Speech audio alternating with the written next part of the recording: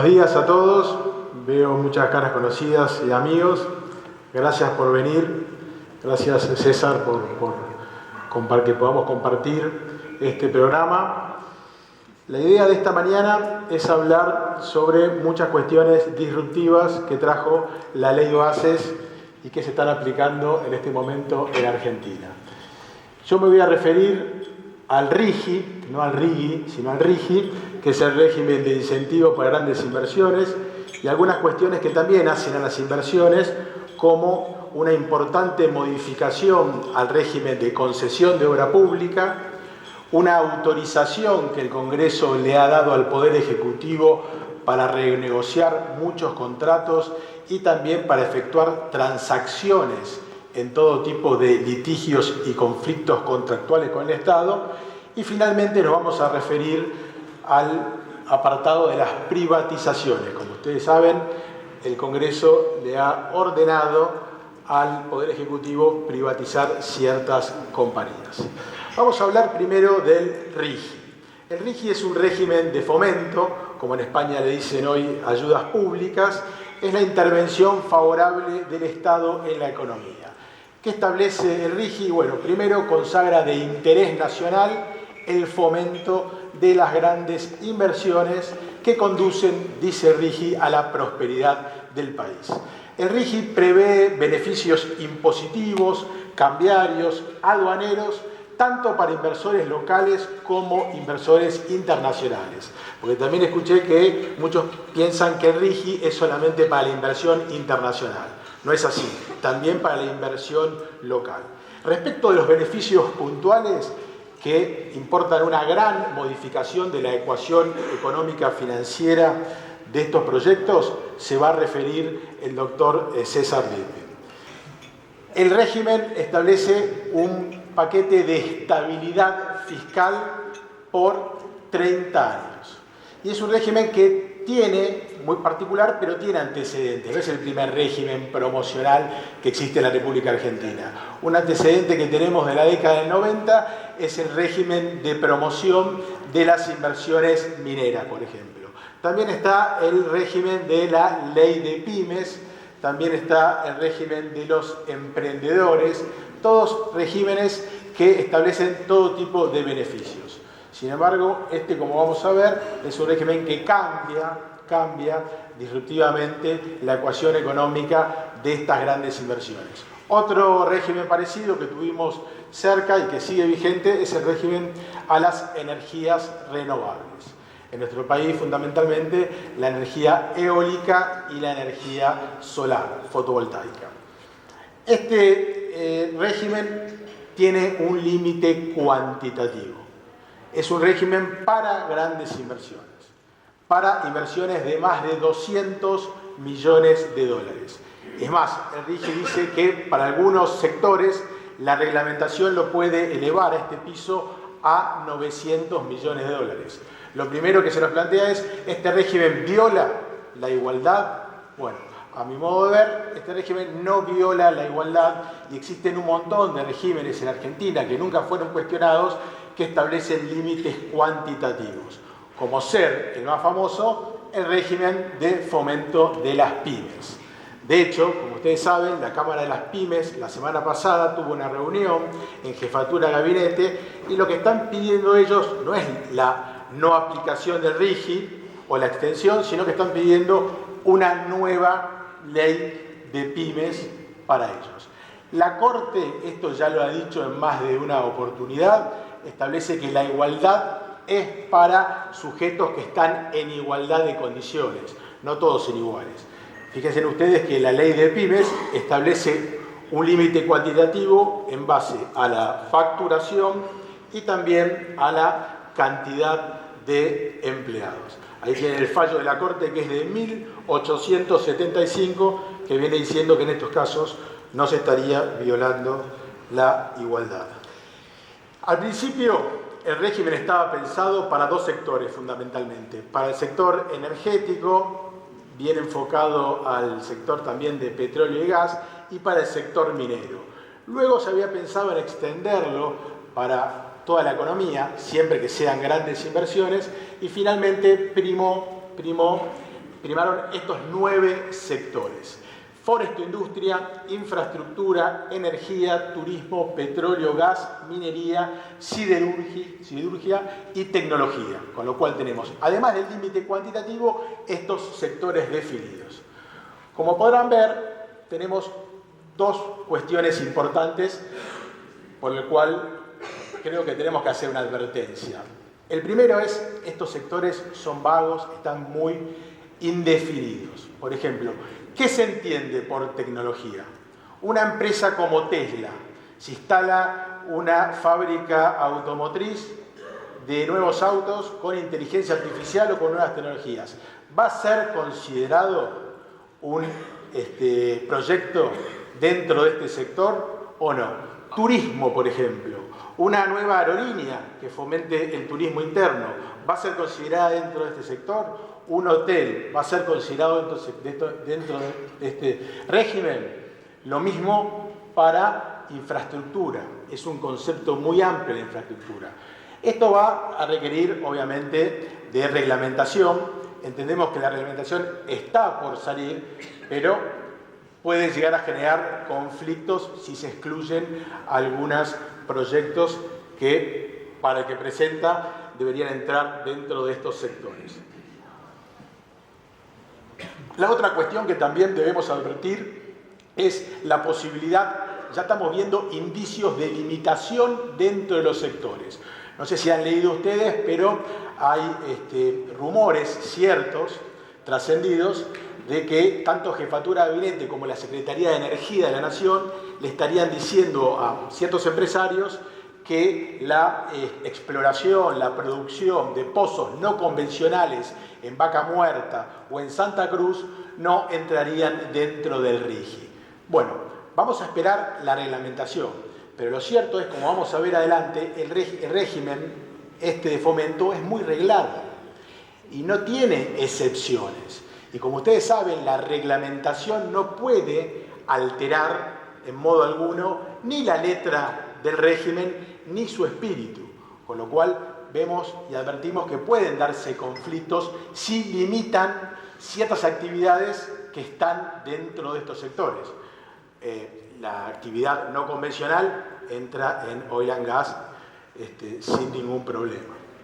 Esto es un problema que va también. Ahí les puse algunos fallos de la Corte, pero para los abogados presentes sabemos que un reglamento que tiene menor jerarquía no puede modificar ni alterar una ley, y el régimen no tiene ninguna limitación dentro de los sectores.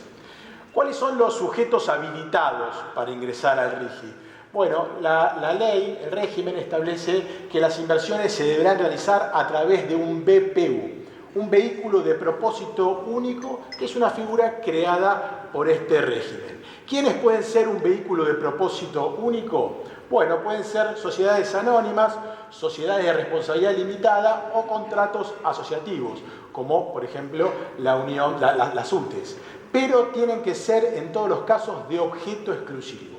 Debemos crear una nueva sociedad, o si tenemos una sociedad, tenemos que modificar el estatuto para hacerla de objeto exclusivo.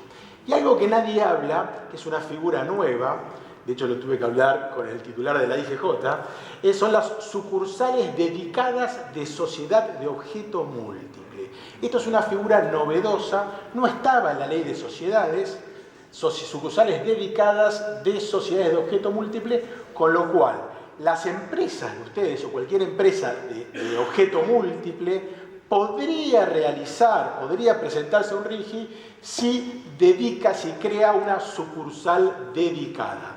Ya vamos a ver en la siguiente filmina qué significa una sucursal dedicada en los términos del RIGI. En cualquier caso, sea una SA, una SRL, un contrato asociativo o una sucursal dedicada, siempre lo que busca el RIGI es la separación de activos y pasivos para el proyecto específico, como si fuera una suerte de project finance, ¿no? Las sociedades de propósito específico. Pero estos BPU pueden llevar a cabo una o más etapas del proyecto. Fíjense en la finalidad de este concepto: contabilidad del proyecto separada de cualquier otro proyecto, y el BPU es el que obtiene los beneficios fiscales, aduaneros y cambiarios a los que se va a referir César. interrogante que nos surge, que quizás sea resuelto en la reglamentación. El artículo 169 del régimen dice que podrán solicitar adhesión los BPU que califiquen para una o más fases del proyecto. Lo que no sabemos, después de releer y releer el régimen, es si los BPU de cada fase deben cumplir con el monto mínimo de 200 millones de dólares o si la totalidad de BPUs de un proyecto deben cumplir con 200 millones de dólares como límite cuantitativo, o sea, el proyecto o cada etapa.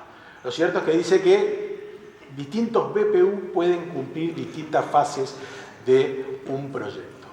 Vamos al tema de las sucursales dedicadas, que es algo totalmente nuevo. Primera aclaración, no está en la ley de sociedades. No son las sucursales del artículo 118 de empresas extranjeras, ni tampoco son las sucursales que ustedes están acostumbrados a crear en distintas jurisdicciones, como en las provincias. Es un concepto que no genera personería jurídica, van a seguir siendo las empresas los titulares y los responsables, pero implica una separación de una porción del patrimonio de una entidad a un proyecto incluido en el RIGI. Entonces, ¿quiénes pueden ser sucursales dedicadas? ¿De dónde? Pueden ser sucursales dedicadas, las pueden crear una propia SA, una propia SRL o incluso una sucursal de una compañía extranjera puede crear su sucursal dedicada. La que va a tener un quit, cuestión que va a tener que reglamentar, por supuesto, la AFIP, tendrá que estar inscrita en el lugar del asiento, tener un capital asignado, personal, designarle un objeto único y llevar una contabilidad separada, pero en el asiento de donde opera la compañía principal, con lo cual estamos hablando de algunas oficinas o un piso que va a haber que darle a la sucursal dedicada. Hay otros sujetos también distintos del BPU habilitados para ingresar al régimen. Y un dato importante son los concesionarios vigentes de infraestructura y también de servicios. Hay una trampa, porque el artículo, que es el 169, dice aquellos concesionarios actualmente vigentes que están vinculados con el Estado pueden ingresar al RIGI siempre que operen en un escenario de competencia, dice, a nivel local o regional. O sea, que no haya una afectación a la competencia. Bueno, en general, como ustedes saben, las concesiones de servicios públicos, por ejemplo, de infraestructura, se prestan en condiciones monopólicas. Pero además no está claro qué significa en un escenario de competencia a nivel local y regional. Me pongo a pensar, por ejemplo, en un aeropuerto. Un aeropuerto está en competencia con un aeropuerto regional. ¿Qué es la región? Dentro del país, la región del Cono Sur, la región de América. Veremos cómo lo termina definiendo la reglamentación. Después también están los famosos importadores de bienes y servicios. Estos importadores de bienes y servicios también van a ser beneficiarios de este régimen en la medida que la mercadería importada sea destinada a un BPU adherido al RIGI. Solo serán beneficiarios de exenciones a importaciones y tasa estadística, pero es un tema que también verá César. Hay dos grandes clasificaciones de las inversiones del RIGI. Una primera son las grandes inversiones y otra un supuesto especial que son las exportaciones estratégicas a largo plazo. Es importante esta distinción porque las exportaciones estratégicas a largo plazo tienen un régimen incluso más beneficioso y más flexible. Ahí ya les adelanto que, a mi modo de ver, esta clasificación de exportación estratégica a largo plazo, vamos a ver que está orientado a proyectos básicamente de GNL, la famosa planta de licuefacción de YPF, y también a los grandes proyectos de cobre, mineros de cobre. Las grandes inversiones, como les dije al principio, monto mínimo 200 millones de dólares, los que podrán ser incrementados por el Poder Ejecutivo hasta 900 millones de dólares para sectores determinados. Sabemos que está la intención de elevar este piso para muchos sectores, por ejemplo, energéticos. ¿Qué se les exige? Se les exige que al menos el 40% del desembolso de la inversión debe ser realizado dentro de los 2 años de la vida útil de proyecto. Y esto, para que vean, está pensado también para proyectos de largo plazo. El régimen no le fija un plazo determinado, pero sí le fija el siguiente cociente. Vean, Dice, tiene que ser para proyectos de largo plazo, donde el cociente entre el valor presente del flujo neto de caja esperado, excluidas las inversiones, durante los 3 primeros años desde el primer desembolso de capital, y el valor presente neto de las inversiones de capital planeadas durante ese mismo periodo debe ser menor al 30%, para que los proyectos sean de largo plazo y no se retire la ganancia en los primeros plazos del proyecto. Vamos a ver ahora esta clasificación excepcional, que son los requisitos para exportación estratégica a largo plazo. Está pensado para posicionar a Argentina como proveedor en mercados globales a largo plazo, donde como requisito Argentina no debe contar con participación relevante en dicho mercado. ¿Qué podemos entender por participación relevante, salvo algunos temas del agro a nivel global? Pero bueno, la definición esta de relevante va a tener que ser clarificada en la reglamentación. Pero lo importante, además de esto, es que eleva considerablemente el monto de inversión. Dice que este tipo de inversiones sujetas al RIGI deben ser mayores por etapa a $1.000 millones. ¿Bien? Pero dice por etapa. Y si uno lee bien el régimen, dice que estas inversiones deben hacerse por etapas. Y si cada etapa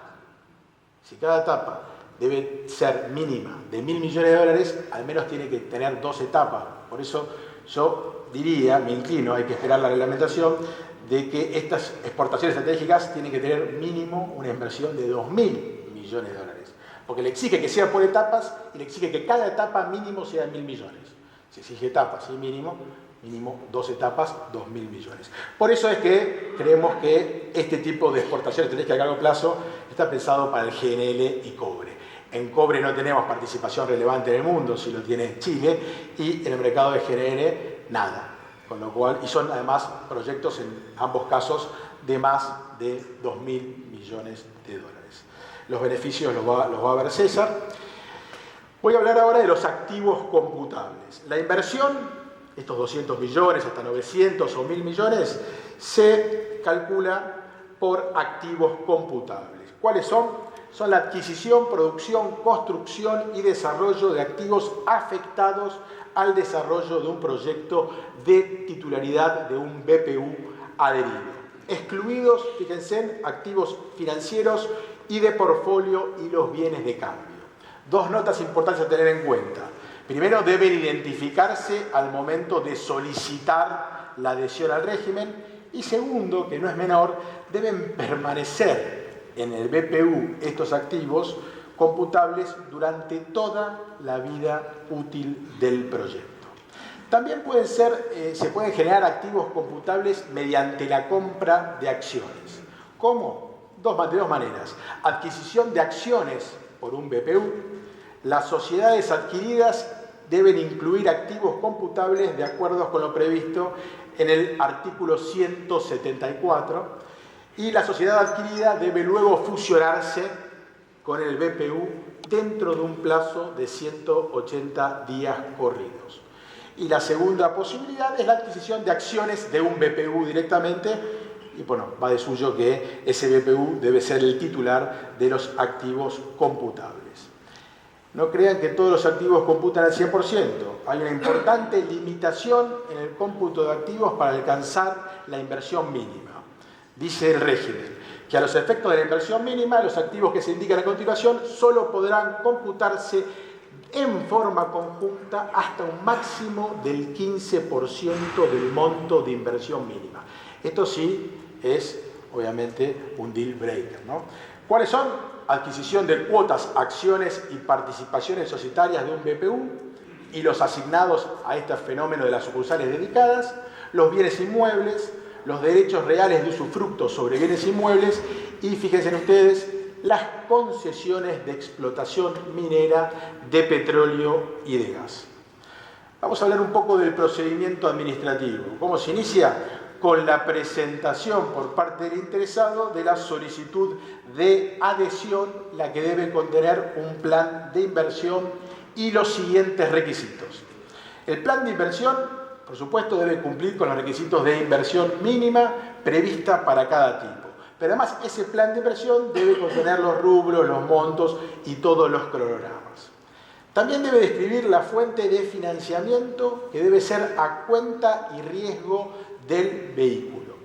También debe haber una declaración de factibilidad, no dice prefactibilidad, sino factibilidad técnico, económica y financiera del proyecto, que incluya la matriz de riesgo, el plan de mitigación y un informe de evaluación de un técnico económico y financiero, dice no independiente, está mal, independiente.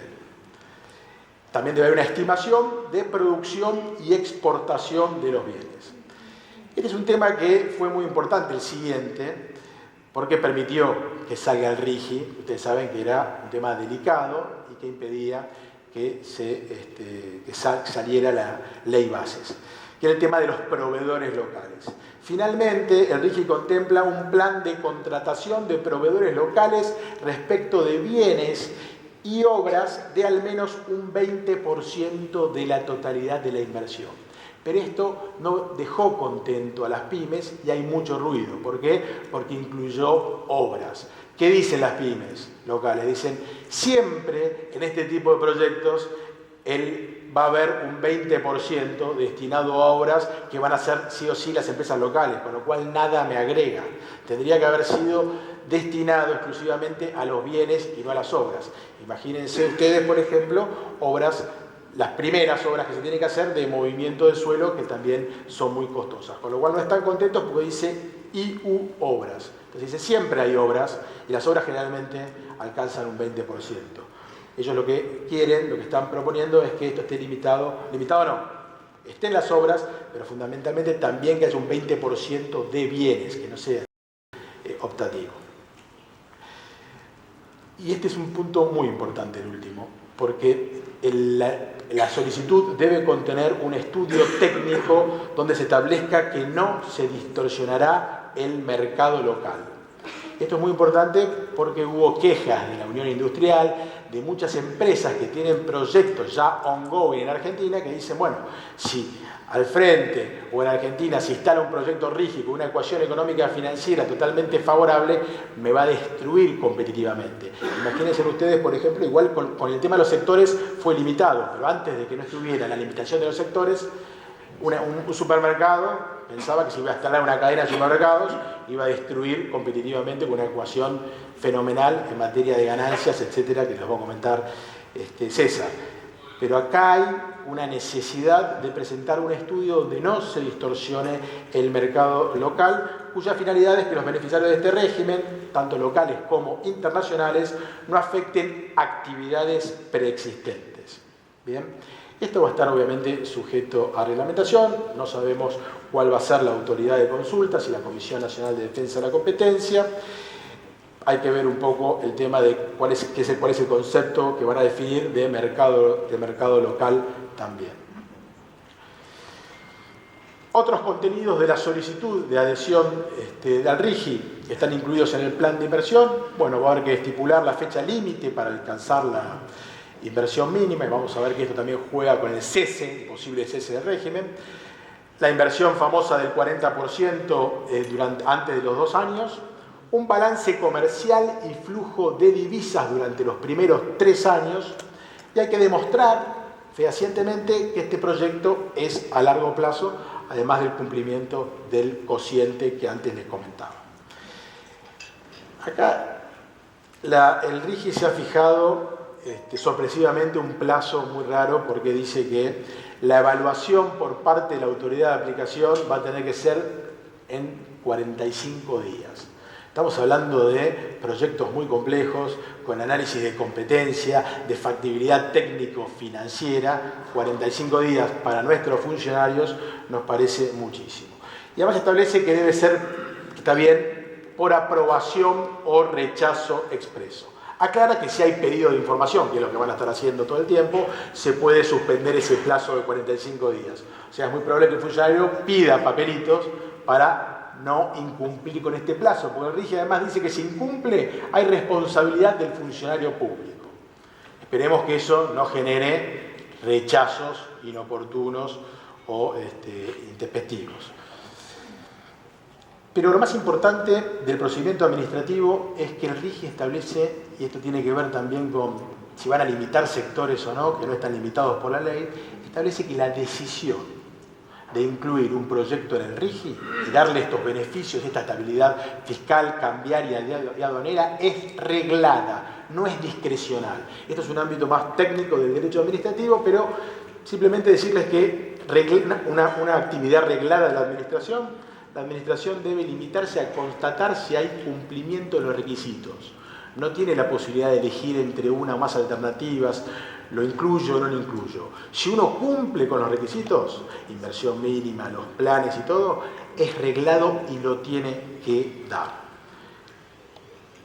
¿Qué pasa si en los 45 días no tenemos una decisión para ingresar al RIGI, la adhesión al RIGI? Bueno, la ley no dice nada, pero habla de una necesidad de un rechazo o aceptación expreso, con lo cual se configura el silencio y uno podría incluso ir a sede judicial si cumple con todos los requisitos, porque por algo no le están respondiendo, y pedir un pronto despacho judicial, que la justicia le ordene al Estado que defina si este proyecto o no se incluye en el RIGI. Estos amparos por mora, que son son procesos judiciales de pronto despacho, son muy importantes frente a la actividad reglada, porque la administración no tiene otra que, si uno cumple con los requisitos, concederlo. Esto para el caso que haya un silencio.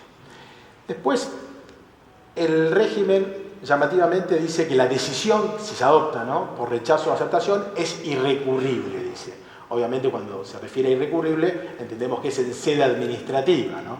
Porque uno siempre tiene la posibilidad, en un Estado de Derecho y bajo nuestra Constitución, de poder acudir a la justicia. Con lo cual entendemos que la reglamentación imaginamos que lo va a aclarar, que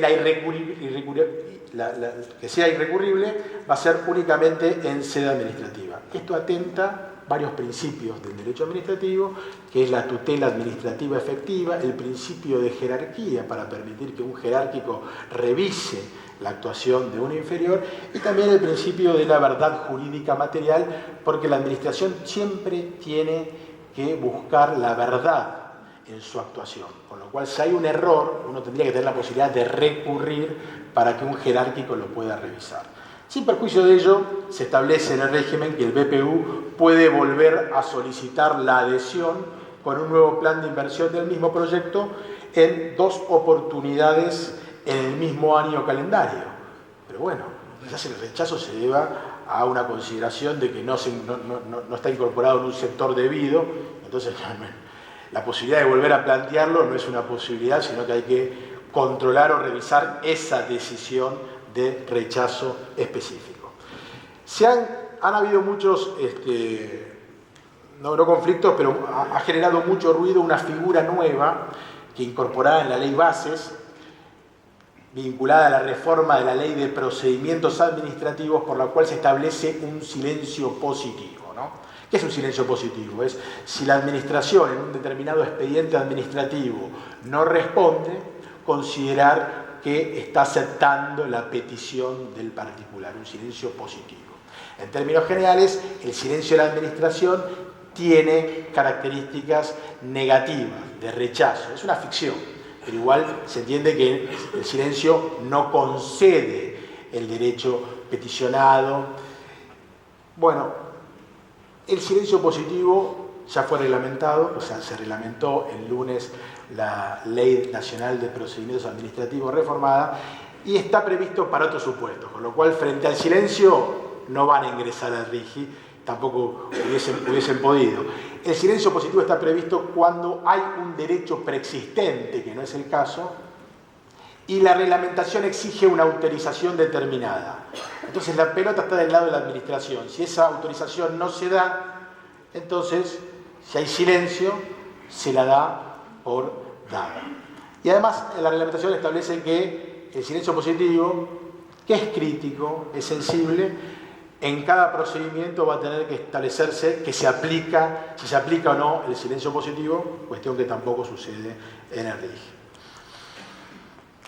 ¿Cuáles son las causales de rechazo? que son las que pueden generar conflicto. Bueno, el incumplimiento de los requisitos previstos en la ley, no alcanzar el monto de inversión mínima requerida, un excesivo e injustificado plazo propuesto como fecha límite para cumplir con el monto de inversión.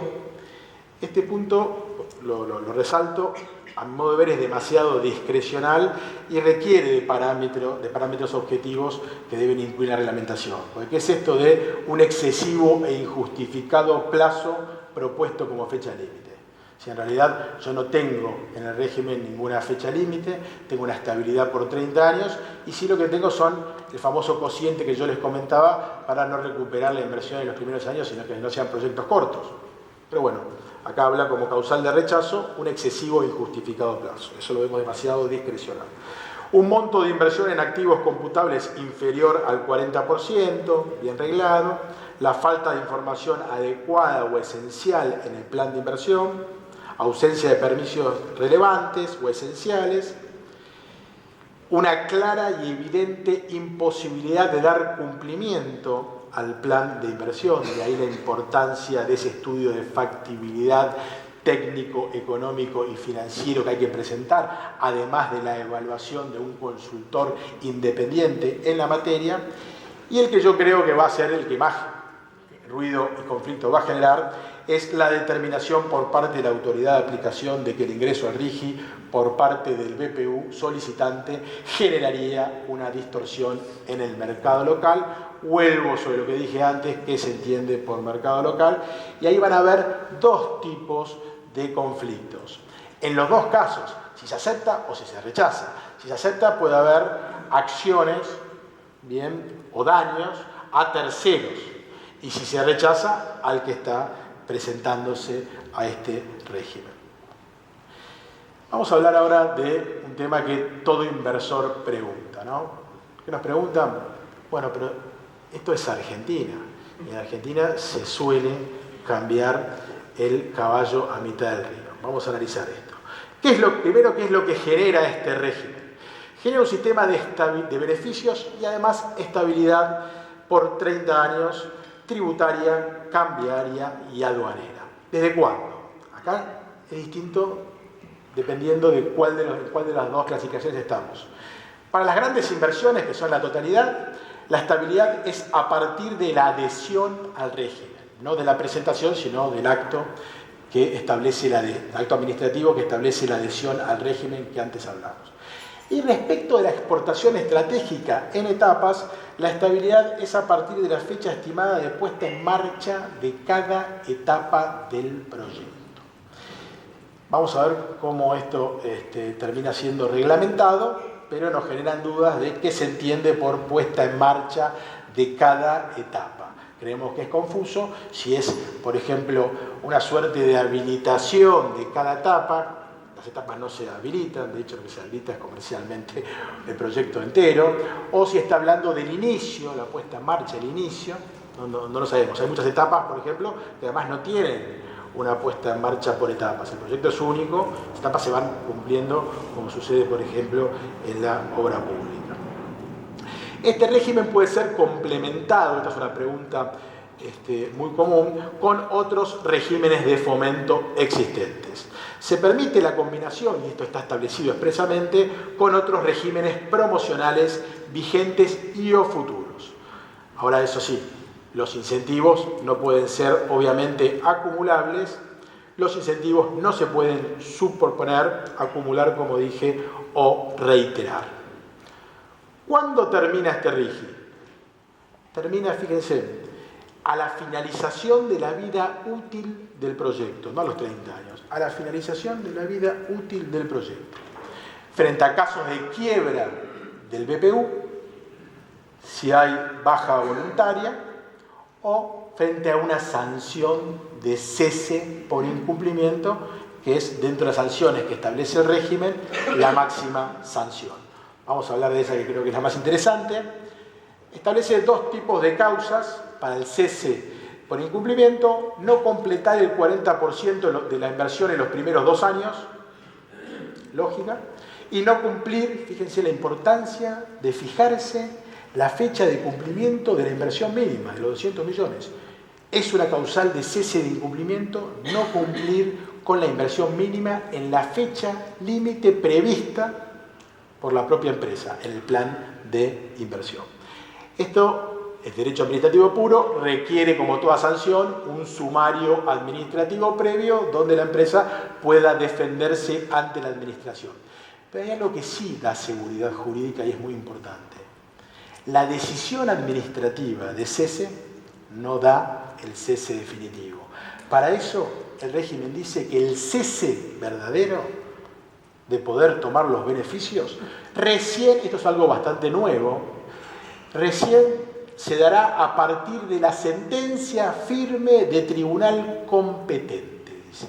Vamos a ver que el tribunal competente además es un arbitraje internacional, con lo cual, si sumamos el arbitraje internacional, con esta disposición, creo que tenemos una importante garantía de seguridad jurídica. Yo le agregué acá que también, en caso de que quede firme por no haber sido recurrida la sanción, si uno no recurre al tribunal y queda firme, lógicamente ahí tiene que darse el cese. Nada dice el régimen, creemos que lo va a establecer la reglamentación. Ahora, dicho esto, hay una advertencia. El régimen establece que la autoridad de aplicación, frente a una causal objetiva y al haber dispuesto el cese, puede, dice, no debe, puede pedir en la justicia una medida cautelar, las famosas medidas cautelares, para suspender estos beneficios dados por el régimen. Hay una ley específica de medidas cautelares en los procesos donde el Estado es parte, que tiene un sistema muy flexible para que el Estado pueda obtener medidas cautelares, siempre que le demuestren al juez que realmente las causales de incumplimiento justificaron el cese. Porque si no, uno tiene que ir a un juicio con debate y prueba. Pero si es muy patente y manifiesto el incumplimiento, la administración podría, si quiere, presentar una medida cautelar para suspender el cese. Uno, por supuesto, se podrá defender, apelar. Ustedes saben que hay mínimo 12 instancias y arriba la Corte. Arbitraje, señores. Arbitraje internacional. Esto, creo que vamos a coincidir todos, es la mayor garantía de seguridad jurídica que tiene este régimen. Y es lo primero que preguntan los inversores internacionales. Este régimen prevé la posibilidad de quien adhiere, quien presenta, pueda elegir entre 4 sistemas de arbitraje internacional. El reglamento del arbitraje de la Corte Permanente de Arbitraje de 2012, de La Haya, el convenio sobre arreglo de diferencias relativas a inversiones del CIADI, que tiene un reglamento para los miembros del CIADI y otro para los no miembros del CIADI, el reglamento de arbitraje de la CCI, de la Cámara de Comercio Internacional, con sede en París, y el reglamento de arbitraje, bueno, ese es el mecanismo complementario también del CIADI. ¿Cómo va a ser el arbitraje? Como dice la ley, bueno, en todos los casos va a tener que ser conformado por 3 árbitros que no podrán ser ni argentinos ni del Estado accionista mayoritario del BPU. Salvo en los casos del régimen CIADI, que la sede es Washington, los tribunales arbitrales o las autoridades arbitrales elegirán la sede, la que no podrá ser en el Hotel Sheraton, porque no podrá ser en Argentina. El idioma, embajador, va a ser en español o inglés. Y aquí sí hay 2 cuestiones que me parece importante destacar. No se establece cuál va a ser la ley aplicable, pero siendo que es un régimen argentino de fomento, se entiende que la ley aplicable va a ser la Argentina, Eso igual en la reglamentación, por algún rumor que tenemos, se va a aclarar que la ley va a ser la Argentina, la aplicable y no la internacional. Pero el tema que sí nos genera una nueva advertencia, por eso está en Colorado, es que al final de todo el artículo del arbitraje, dice que al momento de dictar ese acto administrativo que otorga el régimen, el Poder Ejecutivo está facultado a establecer mecanismos de solución de controversias. Entonces digo, si el régimen prevé que yo sea el que elija entre 4 mecanismos de arbitraje, ¿cómo puede ser que el Poder Ejecutivo luego, en el acto que genera la adhesión al régimen pueda fijar cuál ha de ser el mecanismo de solución de controversias. Y no se está refiriendo a las soluciones amistosas previas al arbitraje que también están incluidas en el sistema arbitral. Esto nos lleva, por supuesto, nos genera muchas dudas si esto reemplaza al arbitraje elegido, si es previo al arbitraje o posterior, lo cual extendería muchísimo el sistema de solución de conflictos del RIGI.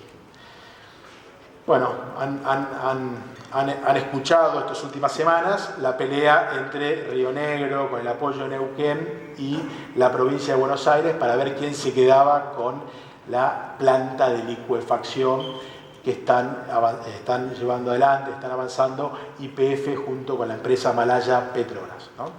Y lo que se discutía era la adhesión de la provincia de Buenos Aires al RIGI. El gobernador de la provincia de Buenos Aires pretendía establecer un régimen autónomo, no adherirse al RIGI. ¿Cuáles son los efectos de la adhesión de una provincia al RIGI? ¿Y por qué son decisivos para atraer proyectos? Esto es muy importante para los gobernadores. Primero, al adherirse al RIGI, las provincias se obligan a no imponer nuevos gravámenes, aumentar o eliminar deducciones existentes al 31 de diciembre de 2023. O sea, congelan los tributos locales.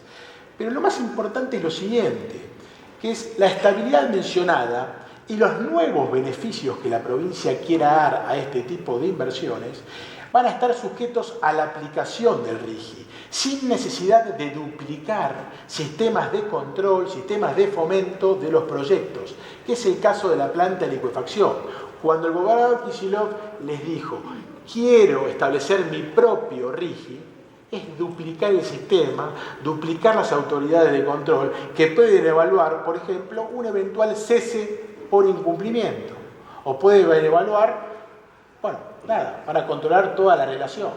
De esta manera, al adherirse al RIGI, una provincia puede generar los beneficios, pero siempre asociados a que el RIGI funcione a nivel nacional.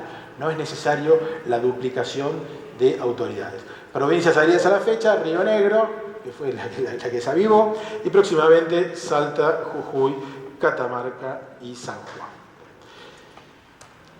Como abogado, tenemos que resaltar este punto, que es el famoso riesgo a la seguridad jurídica que le venimos comentando. En el año 2012, la Corte Suprema emitió este fallo, Minera del Altiplano S.A., contra el Estado Nacional, por cuestiones vinculadas a ese régimen de fomento de la década del 90 de la minería. ¿Qué dijo la Corte que preocupó a todos? Sostuvo que los sujetos comprendidos en el régimen de estabilidad de inversiones mineras, que también tenían estabilidad parecida al RIGI, distinta pero estabilidad al fin, a pesar de esa estabilidad no se encontraban exentos del pago de nuevos gravámenes o de incrementos que se dispongan.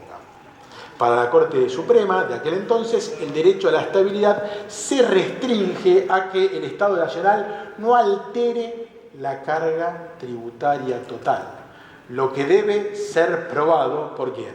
Por el beneficiario del régimen, con lo cual se invierte la carga de la prueba y frente a nuevos impuestos uno tiene que demostrar que la estabilidad, la ecuación económica financiera no se ve trastocada porque, por ejemplo, hubo una reducción en otros impuestos. Dos noticias buenas. Este fallo fue votado en el 2012 en la Corte Suprema por Zaffaroni, Petraki, Hayton de Nolasco, la mayoría, y Maqueda. Bueno, de esos 4 votos, autores de este fallo, queda uno solo que se va a fin de año, que es el doctor Maqueda. Con lo cual hay que ver qué decide la Corte en nuevos precedentes con una conformación totalmente distinta. Y el segundo dato no menor es, estos proyectos van a tener arbitraje internacional, con lo cual lo que decida la Corte tampoco debiera impactar en la seguridad jurídica. La seguridad jurídica va a estar dada por el sistema arbitral que los empresarios elijan. Finalizando el RIGI, quiero hacer mención a 3 tengo tiempo, ¿sí? A 3 cuestiones que trajo novedosas la Ley Bases. Primero, se reformó completamente el régimen de concesión de obra pública en la Argentina. ¿Esto qué significa? La obra pública, que es la concesión, que es una vieja ley, la 17520, ahora se va a asimilar al régimen de PPP vigente en Argentina. ¿Y en qué consiste esta asimilación? Bueno, fundamentalmente en estas garantías que vamos a ver, que elegí algunas. Una, se establece la prohibición de modificar la forma de pago o la moneda pactada, se establece la posibilidad de ir a arbitraje o a un panel técnico para solucionar las controversias técnicas, pero también patrimoniales. Esto evita los 20 años, 25 años de juicio en el contencioso administrativo, que es, lamentablemente, huyen los inversores frente a esa garantía. Después también establece la posibilidad de efectuar iniciativas privadas, que eso es algo que ya igual el régimen argentino lo prevé, y lo más importante, morigera las prerrogativas de la administración pública. La concesión de obra pública son verdaderos contratos públicos. En los contratos públicos hay garantías y prerrogativas del Estado. Las prerrogativas tienen una razón de ser, que es el interés público en el ejercicio de las mismas. Sin embargo, lo importante es el equilibrio entre la prerrogativa y la garantía para que la prerrogativa no termine generando un poder arbitrario sobre la propiedad, sobre la igualdad, sobre las inversiones. ¿Cuáles son estas prerrogativas más importantes para los inversores? Bueno, en un contrato de concesión de obra existe la posibilidad de modificar unilateralmente un contrato, pero tiene todas estas garantías que ustedes pueden ver aquí en la filmina. Solamente en la fase de ejecución del mismo, no antes, el límite del 20%, que ya venía de la vieja ley de obra pública, la 13.064, la necesidad de conservar la ecuación económica financiera original del contrato y la subsecuente compensación de esa alteración. Pero hay una prerrogativa que sí se eliminó de raíz, que también había sido eliminada y es muy importante en la ley de PPP, y esto es, a partir de esta modificación, el Estado Nacional no puede rescindir, revocar un contrato por razones de ilegitimidad, ni suspenderlo. Y esto es muy importante porque a veces un gobierno que viene rescinde contratos porque entiende que son ilegítimos. Sé que es un tema muy sensible porque puede haber cuestiones de corrupción o cuestiones de connivencia entre las partes, pero lo que está, el espíritu de esta eliminación es una función del Poder Judicial revocar un contrato por razones de ilegitimidad o suspenderlo. Entonces el Estado lo que tiene que hacer, si considera que un contrato celebrado por la administración anterior es ilegítimo, tiene que ir a sede judicial. Algo que los que trabajamos en el caso de la rural, no es una concesión de obra pública, lo sabemos bastante. O sea, la idea es evitar que sea la propia administración la que antecide por sí decida la ilegitimidad, sino que presente una acción judicial de nulidad del contrato. También es interesante que está morigerado o bien configurado la potestad sancionatoria del Estado en esta ley. Se requiere que se establezcan en el pliego o en el contrato todas las sanciones por incumplimiento contractual, parecido a lo que sucede en sede penal. Esto es la tipicidad de los delitos, los procedimientos de aplicación, las formas de ejecución y el destino de las sanciones. Esto está copiado de la ley de PPP, la mayoría. Y lo que para mí es lo más importante es lo siguiente. Está reconocido, incluso de manera más fuerte, la necesidad de mantener la ecuación económica financiera del contrato a lo largo de la vida del mismo. Y esto no es una garantía de rentabilidad de los contratos, sino es una garantía de los contratos, porque el Estado no tiene que beneficiarse con un quiebre de la ecuación económica financiera del contrato. El interés público de un Estado contratante es que se ejecute, se culmine y se cumpla el objeto de la obra. Si no, el puente queda sin terminar, la carretera no conduce a nada. Por eso hay mecanismos de recomposición del equilibrio económico-financiero del contrato y la obligación, establece la reforma, de garantizar ese mantenimiento de la ecuación económica-financiera. Y un tema que podría haber evitado el conflicto de la causa Correo es la siguiente. Cuando por cualquier decisión unilateral el Estado termina un contrato, revoca un contrato, rescinde un contrato, la indemnización debe ser previa. O sea, no a los postres, a un juicio a 20 años, debe ser previa. Y no solo como está la ley de PPP, que es indemnización previa frente a la toma de activos. Eso hubiese evitado el conflicto con el Correo.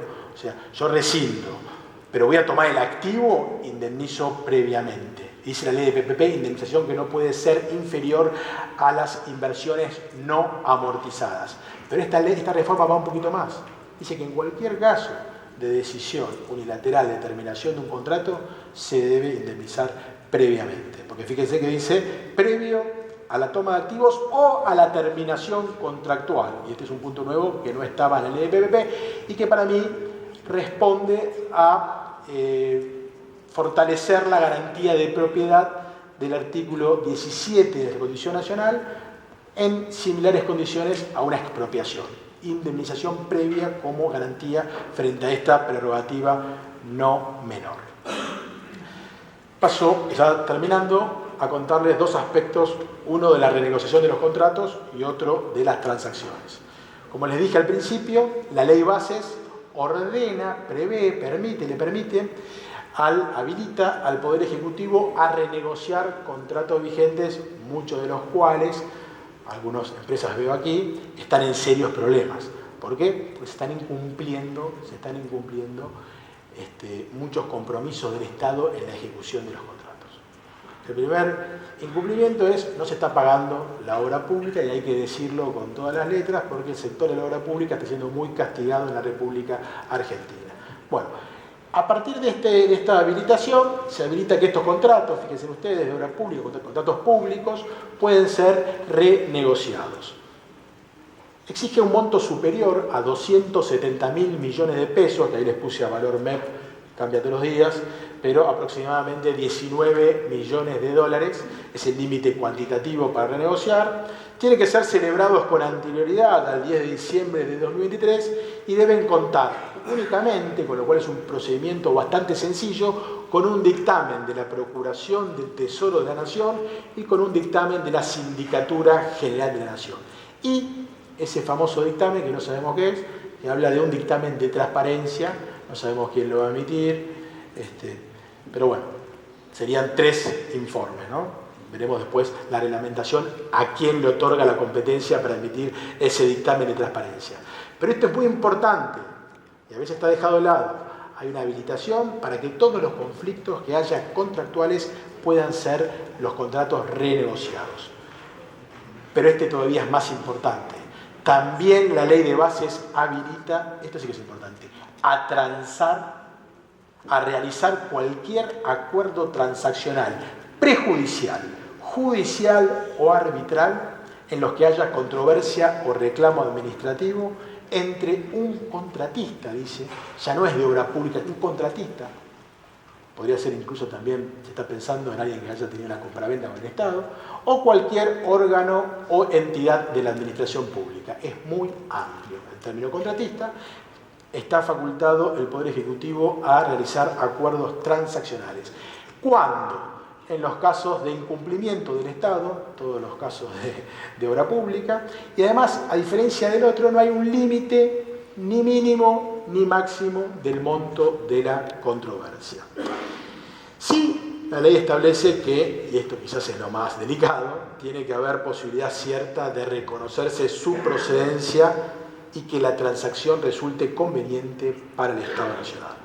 Deberá contar con estas dos intervenciones, PTN y SIGEN.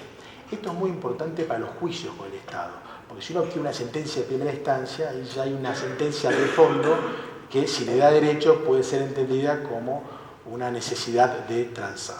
Finalmente, para no robar más tiempo, contarles que la ley ha fijado la privatización de estas empresas. Al principio eran muchísimas más. La negociación política ha dejado este grupo. En ARSA, Energía Argentina, Energía Argentina, Intercargo, que es la que en el soporte terrestre al servicio de la navegación, y las empresas sujetas a privatización. AISA, que es la más importante, Belgrano Cargas, SOPSE, que es la Sociedad Operadora Ferroviaria, Corredores Viales, y después sujetas a privatización con condiciones, Núcleo Eléctrica y Complejo, Río Turbio, ¿no? Yacimientos carboníferos Río Turbio. Simplemente decirles, AISA, que me parece la más interesante, el gobierno lo que está previendo es que la concesión que dé, o privatización, que es distinto, la privatización es la venta y la concesión se mantiene el Estado como titular de la actividad, pero concede bajo un contrato la operación y la administración del servicio. Lo que pretenden hacerlo para que sea un éxito es sin necesidad de inversión en infraestructura, sin CAPEX ni deuda, o sea, transferirle todo al Estado Nacional y que AISA quede únicamente como una compañía de operación y mantenimiento del servicio de agua y saneamiento, y esa sería la salida para poder finalmente privatizarla o concesionaria, en el entendimiento de que toda empresa con una concesión de saneamiento y de agua, la tarifa no le permite cubrir el CAPEX y solamente le permite cubrir, en los mejores casos, el OPEX. Muchísimas gracias.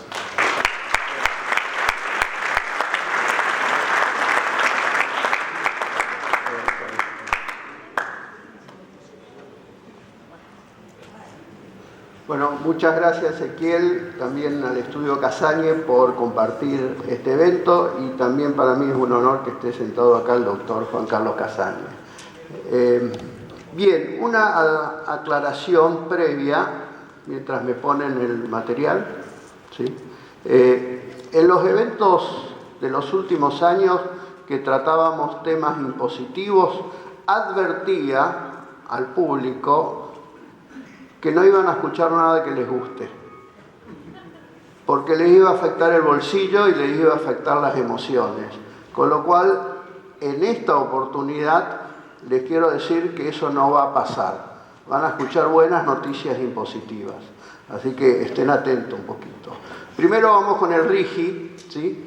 Que es el régimen que muy bien explicó Ezequiel.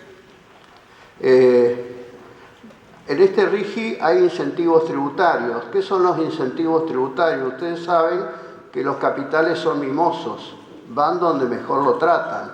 Y para que vengan capitales, además hay que mimarlos un poco. ¿Y cómo lo mimamos? Con incentivos tributarios.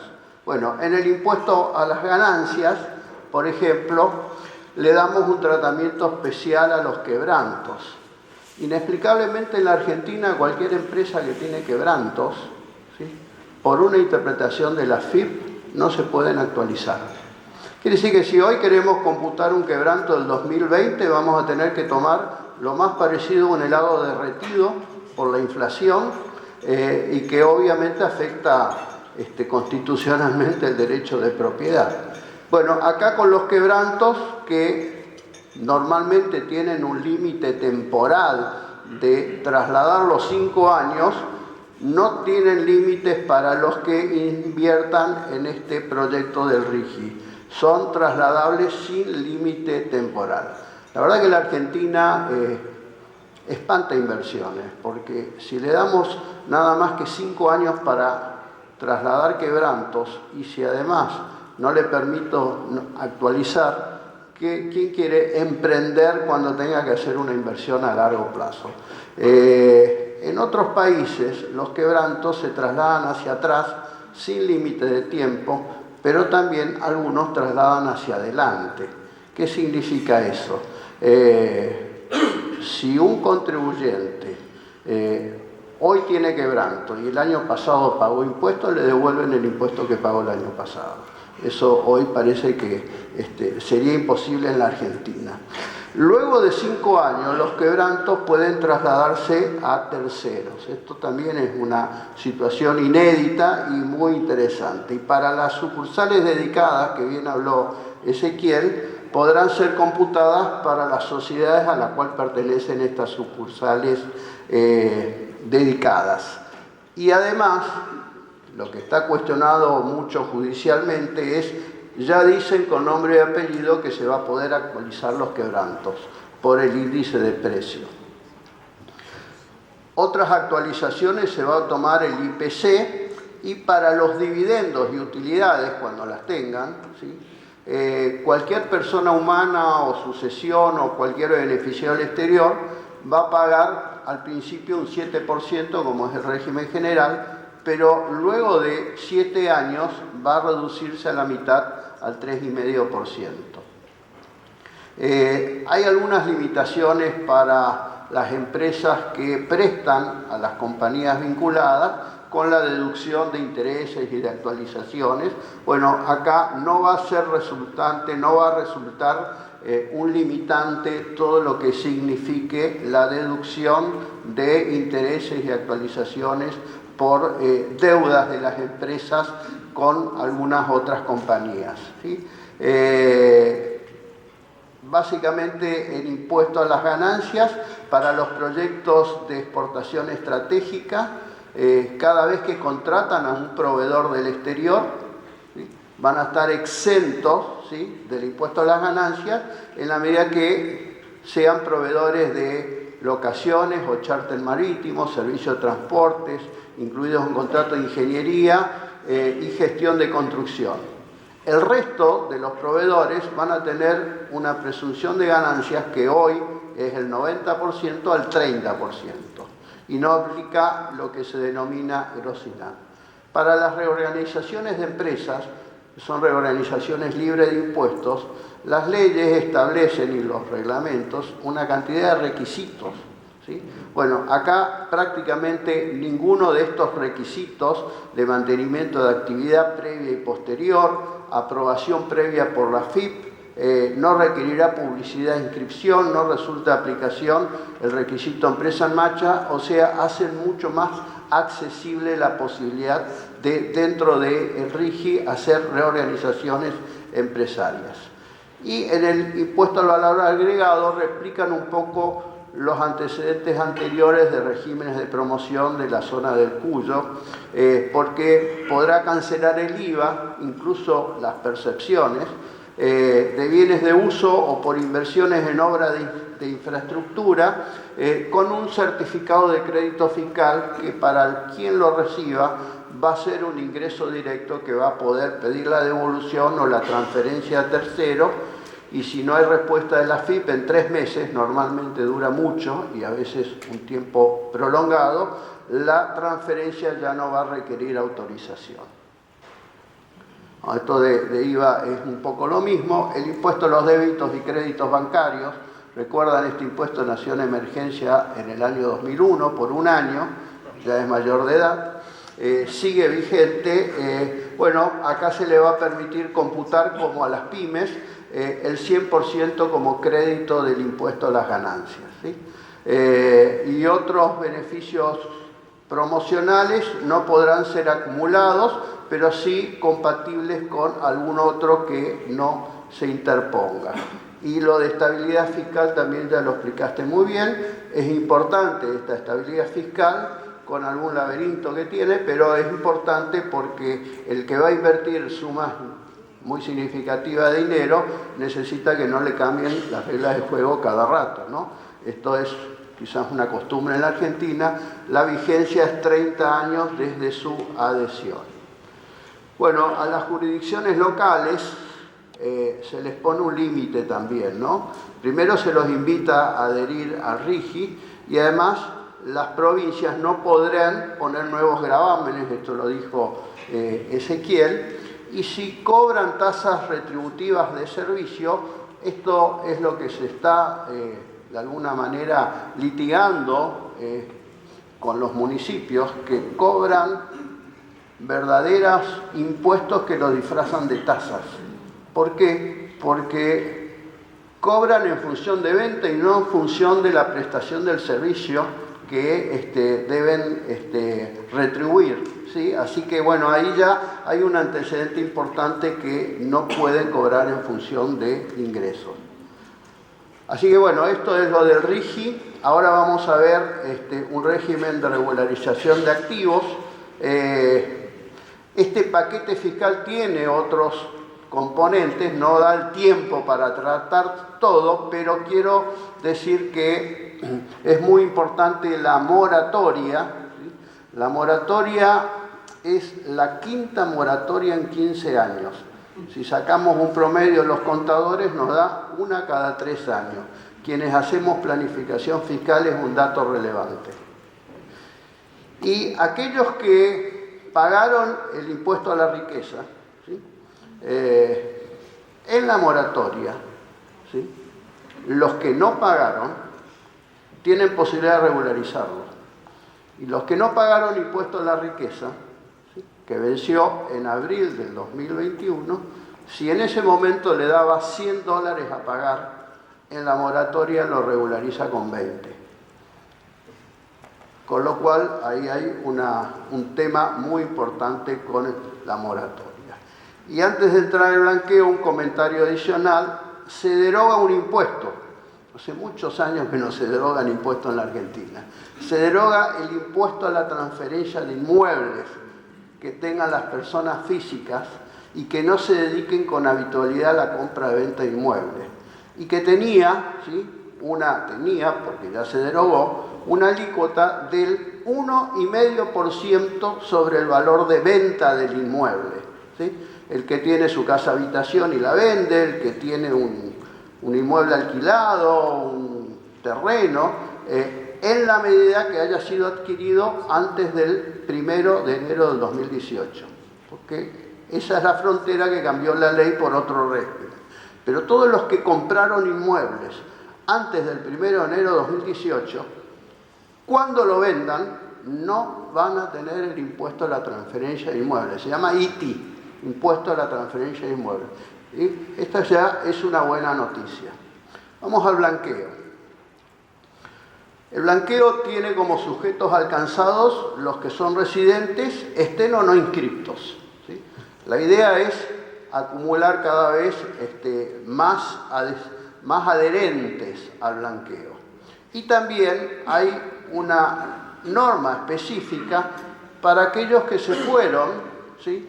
Y que en algún momento fueron contribuyentes y recuerdan 2020, 2021, impuesto a la riqueza, impuesto a los bienes personales, mucha gente se fue a Uruguay por cariño impositivo que lo recibió con 10 años de vacaciones fiscales.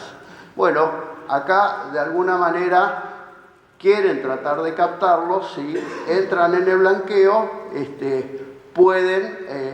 pueden entrar en el blanqueo, pero se les abre la jaula para que entren de nuevo a la FIP como contribuyente inscripto desde el 1 de enero de 2024.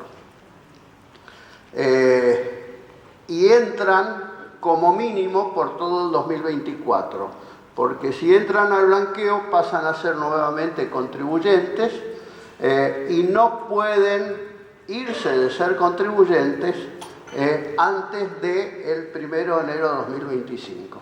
Quiere decir que esto es un tema que cada uno lo va a tener que evaluar. Plazo de vigencia. El proyecto nació en diciembre y se terminó de sancionar en julio. Tuvo todo un manoseo de la Cámara de Diputados, después la Cámara de Senadores, después volvió a diputados, con lo cual tardó mucho tiempo. Y en ese tiempo que tardó, hace que la vigencia, lo más probable que se prorrogue hasta cerca de un año, 31 de julio del 2025. Pero, primero, hasta $100.000 no tiene costo. Esto es importante, hasta $100.000 no tiene costo. Pero después al que madruga Dios la ayuda, porque en el periodo que va desde el 18 de julio al 30 de septiembre, estamos a pocas horas del 30 de septiembre, el costo es el 5%. Pasado el 30 de septiembre, de octubre a diciembre, se duplica el costo al 10%. Y para aquellos que no estaban muy decididos, si quieren entrar en la última etapa, va a ser el 15%. Esto del los $100.000 sin costo, creo que está pensado para mucha gente que en la inestabilidad económica tenía ingresos blancos y fue y compraron dólares para tener, y lo tienen en el colchón y ahora esos dólares no los podían justificar. Parece que $100.000 como frontera, como franquicia, está bien y se paga sobre el exceso de los $100.000. Ahora, teníamos alguna duda que quedó de alguna manera zanjada, si había una sola franquicia de $100.000 o podría interpretarse que hay dos franquicias de $100.000. Una para el efectivo, esto es importante, y si un contribuyente blanquea $100.000 de efectivo no paga nada, pero tiene otra franquicia por otros bienes. Si blanquea un inmueble, tiene otra franquicia de $100.000. Esto es muy interesante porque teníamos alguna duda. Quiere decir que la franquicia de los $100.000, si hay cash y hay otros bienes, son $200.000. Hay un tema donde se quiso complicar mucho las situaciones familiares porque se quiere tomar la franquicia por grupo familiar. Y en los grupos familiares puede que haya algunos conflictos y además hay secreto fiscal, no tienen por qué los ascendientes o los descendientes mostrar las declaraciones juradas y conversar si van a entrar o no en el blanqueo. El reglamento después morigeró un poco esto y se comparte la franquicia solo con el contribuyente que tiene a cargo algún ascendiente o algún descendiente. Con lo cual, esto, si no están a cargo un hijo ya de 18 años, ya no puede estar a cargo del contribuyente. Quiere decir que puede tomar por sí mismo una franquicia. ¿Qué se puede blanquear? Cualquier tipo de bienes, absolutamente cualquier tipo de bienes. Si es un bien en el exterior, la única limitación que el crédito solo cuando el deudor no sea un residente fiscal argentino. Acá hay un problema que es la fecha de corte. ¿A qué fecha puede entrar bienes blanqueados? Bienes que se van a blanquear. Es al 31 de diciembre, ¿sí? Esto tuvo pensado que la ley iba a salir a fin de diciembre o principio de enero, pero la verdad salió mucho después, con lo cual queda un espacio entre el 1 de enero al 18 de julio que no queda con la indemnidad cualquier tipo de operación. ¿Qué puede pasar? A ver, si alguien compró un inmueble en el año 2024, lo que va del 2024, y lo compró con dinero que no lo tenía declarado, no puede entrar en el blanqueo. Porque no puede blanquear dinero, porque no lo tiene, y no puede blanquear el inmueble porque lo compró después del 31 de diciembre de 2023. En el blanqueo de Macri lo hicieron mejor en este punto porque pusieron fecha de corte el día que sancionaron la ley, que fue 22 de julio del 2016. Con lo cual daban un mayor tiempo para poder. Acá hay que tener cuidado con las cuentas bancarias en el exterior.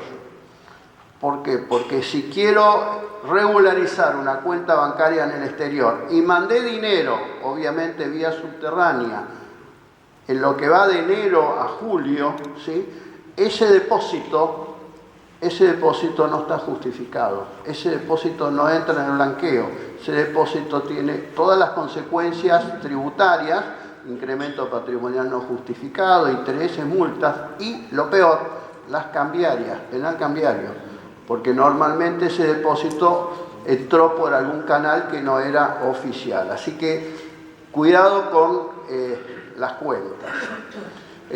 Para el dinero en efectivo hay un plazo, y el plazo es que tiene que depositar el dinero en una cuenta especial de regularización, ¿sí? que sea antes del 30 de septiembre. Quiere decir que el efectivo tiene un tope de plazo de regularización, que es el 30 de septiembre. ¿Sí? Entonces, el que tiene efectivo tiene que ir al banco, y el banco le tiene que abrir una cuenta especial de regularización. Los bancos no pueden negarse a la apertura de la cuenta especial de regularización y no pueden pedir más de lo que taxativamente exige el Banco Central. Digo porque algunos bancos en los blanqueos anteriores pedían muchísimo más información y de alguna manera no les gustaba abrir cuentas de blanqueo. Y porque por el compliance tenían que hacer todo un trazado de lo que podría ser la vinculación de la actividad del contribuyente con lo que estaba blanqueando. Es un poco más problemático si tiene dinero efectivo en el exterior, no en un banco, sino en efectivo. Necesariamente tiene que ir con el bolsito o con la mochila a un banco en el exterior, depositarlo en una cuenta, creo que van a saltar todas las alarmas de lavado de dinero, y después de esa cuenta transferirla a la cuenta especial de regularización. Pero no hay posibilidad de, obviamente, estamos hablando de algo físico, de regularizar sin que pase por una cuenta primero del exterior, si hay efectivo físico en el exterior. La base imponible se determina en dólares y se ha fijado un tipo de cambio que es $1, 1.000 pesos. Me acuerdo del 1-1, ¿sí? Fue un acto fallido, es $1, 1.000 pesos. ¿Sí? Se pueden blanquear criptomonedas, criptoactivos, totalmente activos virtuales. Siempre es al 31 de diciembre. Si está en el país, tiene que estar en custodia o en administración de un proveedor de servicios virtuales que están registrados en la Comisión Nacional de Valores.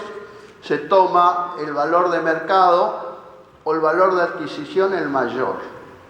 O sea que hay que ver cómo estuvo la cotización y si no estaban en custodia, tienen posibilidades de ponerlo en custodia hasta el 30 de septiembre.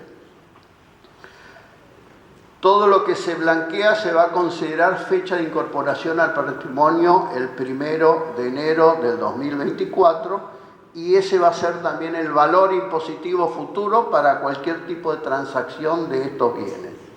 Con los bienes de cambio hay algo que es importante resaltar. En los blanqueos anteriores se permitía regularizar bienes de cambio. Una empresa que no contó bien las unidades físicas al cierre del balance tiene la posibilidad de regularizarlo, ¿sí? Lo que pasa es que se prohibía tomar después el bien de cambio regularizado como costo computable, porque si no se logra un negocio impositivo.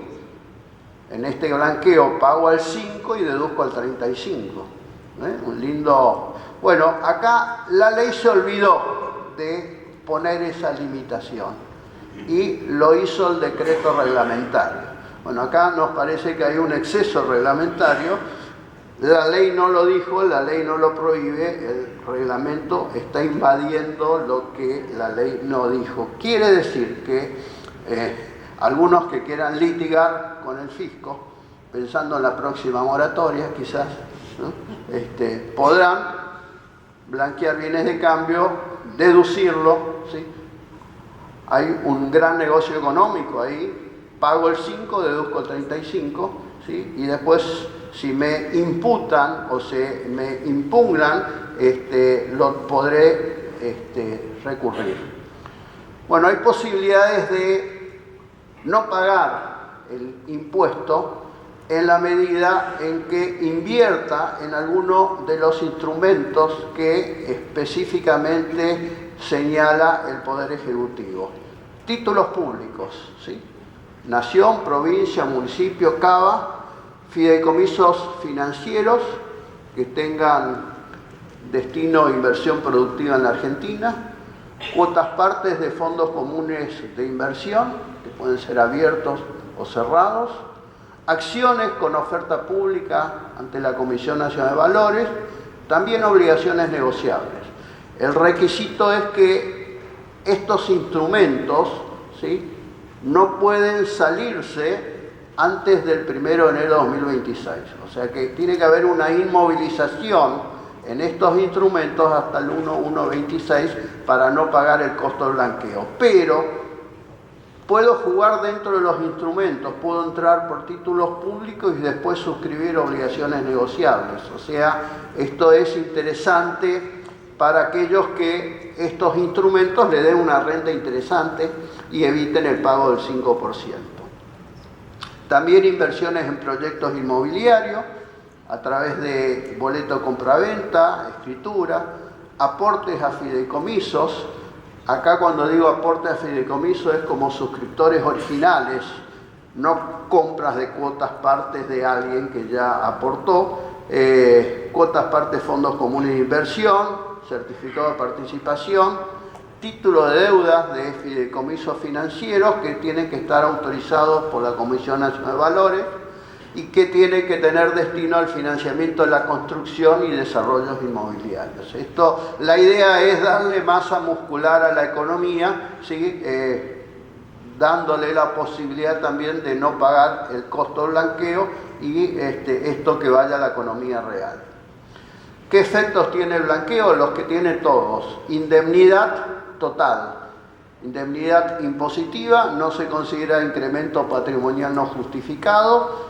Liberación de todo tipo de sanción civil, tributaria, cambiaria, muy importante, aduanera, e infracciones administrativas. Tratándose de sociedades, quedan liberados obviamente los administradores, los directores, los socios administradores y algo muy importante para nosotros, los auditores también, ¿sí? Y libera el pago de cualquier impuesto omitido. ¿Cuáles son los impuestos liberados? Bueno, los que habitualmente nos duelen el bolsillo: ganancias, salidas no documentadas, el ITI, que ya no existe más, créditos y débitos en cuenta corriente, impuestos internos, IVA, bienes personales, ¿sí? Aporte solidario. Esto es importante porque si blanqueo una cuenta que estaba vigente al momento en que tenía que incorporarlo en el aporte solidario, en el impuesto a la riqueza, si quiero blanquear, me lo libera también del aporte solidario. Todo blanqueo tiene una yapa. Una yapa es un beneficio adicional. Es más, algunos contribuyentes que no tienen quizás demasiado que blanquear, entran en el blanqueo por la yapa, que es el tapón fiscal, que queda cubierto cualquier bien o tenencia que hubieran poseído con anterioridad al 31 de diciembre de 2023 y no lo hubieran declarado. Por ejemplo, en años no prescriptos compré un inmueble, no lo declaré, después lo vendí, tampoco lo declaré, después compré otras cosas, pero al final ya no lo tengo. Bueno, todas esas operaciones no declaradas quedan cubiertas por el tapón fiscal.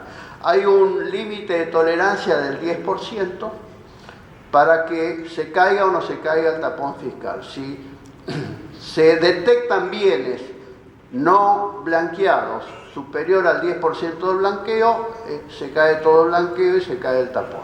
Si es menos del 10%, solo va a tener consecuencias sobre lo detectado y no sobre todo el blanqueo. Interpretamos que también de alguna manera hay un tapón fiscal sobre los consumos insuficientes. Saben ustedes que cuando se hace la declaración jurada, los contadores llegamos a una ecuación donde tratamos de ver, en función de los ingresos declarados, más lo que tenía, menos lo que le queda, le da la ecuación del consumo. Y nos encontramos a veces con sorpresa que el consumo da negativo. Vivió de la caza y de la pesca. La realidad es que, el consumo insuficiente también quedaría dentro del tapón fiscal. Es la última oportunidad. Acá dicen que el que entra en el blanqueo no puede entrar en ningún otro blanqueo hasta el 2038. Miren, yo tengo 45 años de tributarista, muchos blanqueos he pasado y siempre ha sido el último blanqueo. Pero acá ya están avisando que puede haber otros blanqueos.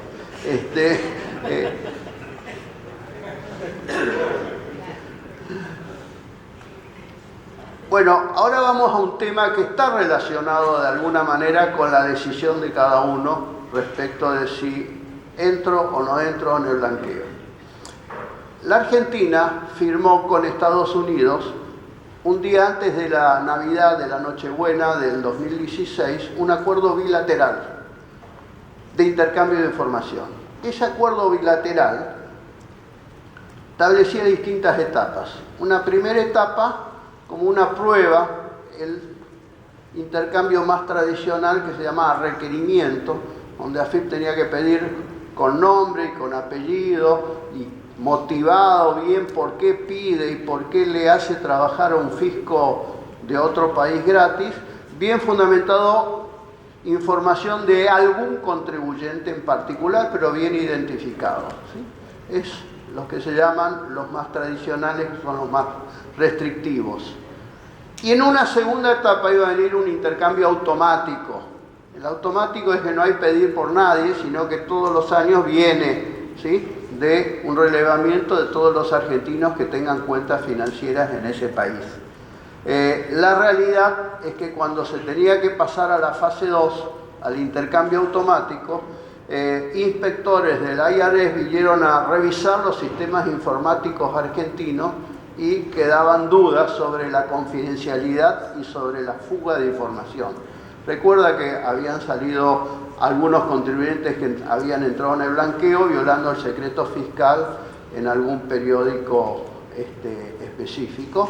Bueno, se frenó el intercambio automático con Estados Unidos y solo rige el bilateral, que es a requerimiento y que se usa, y en promedio, desde que está vigente 1 de enero de 2018 hasta ahora, más o menos Estados Unidos contesta 20 o 25 por año, ¿sí? O sea, muy poco, pero cuando contesta, identificando a un contribuyente, contesta todo, incluso los trajes irrevocables, para mi sorpresa. Ahora, ¿qué pasa? Se ha firmado un FATCA, que es un intercambio específico diferente del firmado en el 2016. Es un modelo de Estados Unidos, ¿sí? Y es un modelo donde Estados Unidos da información recíproca a algunos países, no a todos, a los que va eligiendo. Para mi sorpresa, en diciembre del 2022, ¿sí?, se firmó este acuerdo FATCA con la Argentina para el intercambio automático de información entre Estados Unidos y la Argentina. Digo para mi sorpresa porque pregunté a alguna gente de AFIP cómo estaban los sistemas informáticos respecto del examen fallido que hubo, por el cual no pudo regir el automático del acuerdo de Macri. Me dijeron que están peores. Con lo cual, digo, no entiendo por qué, pero se firmó el acuerdo, se hicieron todos los pasos correspondientes. Según la AFIP, no hay nada pendiente. El intercambio automático va a estar vigente desde el 1 de enero de 2023, ya pasó, y va a llegar el primer reporte el mes que viene, septiembre del 2024. ¿Sí? Sí. Si no pasa nada en el medio, si no hay alguna fuga de información, porque Estados Unidos tiene la facultad de poder restringir y suspender el intercambio si detecta algún tipo de irregularidad en el resguardo de información muy sensible y muy confidencial. Lo hizo con México, ¿sí? Quiere decir que en cualquier momento lo puede hacer con Argentina. Pero es importante ver qué informa ese intercambio. Esto informa nada más que nombre y dirección del titular de la cuenta, y resalto titular de la cuenta, ¿sí? Número de cuenta, cuál es la entidad, y no informa ni saldos ni movimientos, solamente renta territorial americana superior a $10 en el año. Renta territorial americana. Comparo el modelo OCDE donde está Suiza, donde están todos los paraísos fiscales, donde a nadie le gustó entrar en este intercambio, pero OCDE puso exigencias de si no entraban en el intercambio OCDE, lo ponían en una lista negra. Fíjense, la diferencia esencial entre OCDE y FATCA, que es el modelo de Estados Unidos, es que OCDE llega hasta el beneficiario final de la cuenta. O sea que cualquier estructura jurídica que yo ponga arriba, por ejemplo en Suiza, ¿sí? En definitiva Suiza informa quién es el beneficiario final de la cuenta, el último beneficiario final. En cambio en FATCA, solo el titular de la cuenta. Solo el titular de la cuenta. Quiere decir que si algún contribuyente tiene una cuenta en Estados Unidos y puso una estructura jurídica arriba, por ejemplo una BVI, ¿sí? Esa cuenta no es reportada a la Argentina. Esa cuenta va a BVI. ¿Qué va a hacer BVI que está dentro de OCDE? No lo sabemos. No lo sabemos. Pero BVI en los últimos 2 años se viene transformando bastante. Si quiere ser la mejor alumna de OCDE. Y quizás, digo, no puedo decir que sí ni que no, porque no pasó todavía, puede que BVI reporte esa cuenta a la Argentina. BVI ya exige balance, ya exige quiénes son los directores, etcétera, etcétera. Entonces, digo, FATCA es limitado, llega solo al titular, no al beneficiario final. También solo reportan lucros territoriales americanos. ¿Qué significa esto? Que si hay una cuenta en Estados Unidos y toda la inversión y todas las rentas están fuera de Estados Unidos, por ejemplo, bonos asiáticos, bonos europeos y ningún plazo fijo que dé más de $10 en el año, ¿qué pasó? Bueno, en ese caso, esa cuenta no es reportada. En resumen, lo de FATCA tiene 2 ventanas de salida. La primera ventana es no ser titular de la cuenta. La segunda ventana es no tener renta territorial americana superior a $10 en el año. Algo importante que es bienes personales, que forma parte del paquete de buenas noticias. Porque bienes personales, en el gobierno de Macri, el último año fue el 0,25%, ¿recuerdan? Cambió el gobierno y lo llevó al 2,25%, que se llegaba rápidamente con escalones muy cortos. 0,25, 2,25, ese 2,25 en muchos casos, además de exorbitante, para lo que es un impuesto patrimonial, ha sido confiscatorio en muchos casos. ¿Por qué? Porque el impuesto absorbió una parte sustancial de la renta. Bien, ¿qué modificaciones hay? Esto es primero para la clase media. El impuesto a los bienes personales nació en el año 1991 por 9 años. Sigue vigente. ¿Sí? Cuando nació tenía un mínimo no imponible equivalente a $102.300. ¿Sí? Después, los gobiernos populistas fueron manipulando los mínimos no imponibles para ir bajándolos, para no reconocer la inflación, y bienes personales se fue popularizando. Cada vez más gente empezaba a pagar bienes personales sin tener capacidad económica. Afectaba mucho a los jubilados, que ya no tenían renta activa y que tenían un patrimonio para tener una vejez digna, y el impuesto le sacaba una parte importante del patrimonio. Entonces, ¿qué hacen ahora? El mínimo no imponible para el 2023 era de 27 millones de pesos, o sea, aquel que tenga un auto de media gama ya pagaba bienes personales, lo llevan a 100 millones de pesos para el 2023. Con lo cual, una gran parte de la clase media es posible que deje de pagar, porque la vivienda también queda exenta si no supera los 350 millones de pesos. También bajan las alícuotas. Las alícuotas las bajan, no lo puse acá porque no iba a dar tiempo, para el 2023 al 1,5% máximo, ¿sí? Del 2,25 al 1,5 máximo, y además, sin distinguir bienes en la Argentina o bienes en el exterior. O sea que año a año, 2024 baja al 1,25, el 2025 al 1, así sucesivamente va bajando hasta llegar al 2027 al 0,25%. O sea que es una buena noticia. ¿Por qué?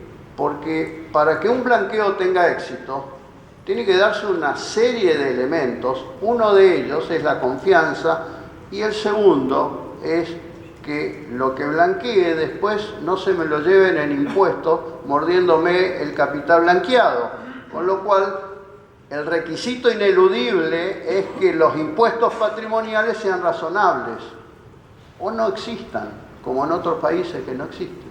Solo el 15% de los países tiene impuestos patrimoniales, ¿sí? Bien, pero además dan una opción muy interesante, pero muy interesante, que es pagar 5 años juntos el 2023. Del 2023 al 2027. Pagar 5 años juntos, ¿sí? Lo pueden hacer, es un régimen especial de impuesto a los bienes personales, que acá también tratan de darle la bienvenida nuevamente a los que se fueron a Uruguay, ¿sí? Que muchos se fueron por bienes personales y impuesto a la riqueza, ¿no? Los que se fueron, bueno, pueden entrar en este régimen, pero no pueden salir antes del 1/1 del 2025. ¿Cuáles son las ventajas? Hay 4 ventajas por tomar este régimen. La primera, las alícuotas, ¿sí? Ahora lo voy a explicar. La segunda, yo ya estoy fijando tipo de cambio del 2023 a 805,45 el dólar. La tercera ventaja es que los incrementos patrimoniales no se computan por 5 años. Y la cuarta, la estabilidad fiscal. La voy a explicar. Alícuotas. Bueno, la alícuota es el 0,45%. Fíjense que el 0,45 por 5 es el 2,25. Por 5 años pago lo que era la alícuota del año pasado. Interesante. Y si blanqueo algún bien, solo sobre el bien blanqueado, en lugar del 0,45 es el 0,5. Poca diferencia, ¿sí? Y no por 5, sino por 4, porque el año 2023 ya queda cubierta por el blanqueo. Que es muy atractivo esto. Segunda ventaja, el tipo de cambio. Los que tienen portafolio ya se olvidan si en cualquier momento de los años siguientes el dólar se va lejos y van a tener que pagar mucho de esto. La tercera es 2024-2027, si hay un incremento patrimonial ya no paga, porque ya pagó 5 años juntos. Entonces, yo creo que es el momento de hacer un buen análisis de planificación familiar, ¿sí? A ver cómo distribuyo patrimonio, planificación financiera y planificación tributaria también, porque esto da para una planificación. Si sé que no voy a tener una disminución abrupta de mi patrimonio, todos los cálculos que hacemos da que es muy conveniente. Aun cuando no haya incorporaciones de patrimonio. Pero imagínense que sigan ganando dinero y no consuman todo el dinero y una parte lo quede de ahorro, ¿sí? Todo eso ya no paga hasta el 2027. Entonces, muy atractivo. Yo dije, le voy a dar buenas noticias, ¿sí? Y la estabilidad fiscal es muy importante porque el 6º año, cuando se empieza a pagar de nuevo, se le asegura al contribuyente que la alícuota del impuesto no puede superar el 0,25%. Pero esa estabilidad fiscal solo para los que optan. Solo para los que optan. Entonces, muy importante. Algunos escépticos me dicen, no, cambia el gobierno, van a derogar toda la estabilidad fiscal. En mi experiencia, cuando hay estabilidad fiscal y hay como un contrato bilateral donde yo me obligo a pagar algo, para tener cierto derecho, ese derecho es muy difícil que me lo puedan vulnerar porque hay estabilidad fiscal y porque yo hice una carga jurídica para tener ese beneficio. Al contribuyente cumplidor se le da un premio muy simbólico, ¿sí? Para que no se sienta tan tonto cuando pagó todos los impuestos, y se le disminuye la alícuota, ¿sí? Se le disminuye la alícuota un 0,5 anual si no quiere entrar en el régimen de los 5 años. Entonces aquí hicimos un cálculo de alícuotas, ¿sí? De 3 escenarios. El que no entra en los 5 años y no es cumplidor, el que es cumplidor y no entra en los 5 años, y el que entra en el régimen de 5 años. Fíjense, el 2023, uno es 50, 2,25, pero por 5 años, ¿sí? 2024, 1,25, 0,75, nada. Y así sucesivamente. Fíjense, un tema que genera irritación a los contribuyentes, a nuestros clientes, pacientes, es cuando le decimos que tienen que pagar anticipo. ¿Y por qué voy a pagar anticipo si no generé el hecho imponible? Bueno, porque el Estado quiere cobrar siempre antes. Entonces, fíjense que el que entra en este régimen ni anticipo tiene, porque ya pagó 5 años. No tiene que presentar declaraciones juradas, va en contra de nuestros intereses. No tiene que presentar declaración jurada y tiene estabilidad fiscal. Creo que vendí el régimen de los 5 años, ¿no? El pago adelantado, un 75% tiene que ser dentro de pocos días, ¿sí? Por los bienes blanqueados, el plazo de adhesión tiene una extensión más al 31/3, van por camino paralelo porque se hace una liquidación sobre todos los bienes que no se blanquean, que ya están declarados, y otra por los que se blanquean, que ahí es el 0,5 por 4 años. Y el 30 de septiembre, pago de saldo y adhesión al régimen. Esto es todo. Muchas gracias.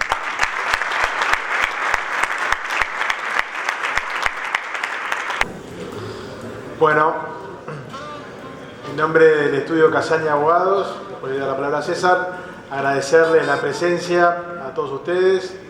Han visto varios temas y bueno, quedamos luego a disposición para en otros días poder conversar de algún punto que quieran.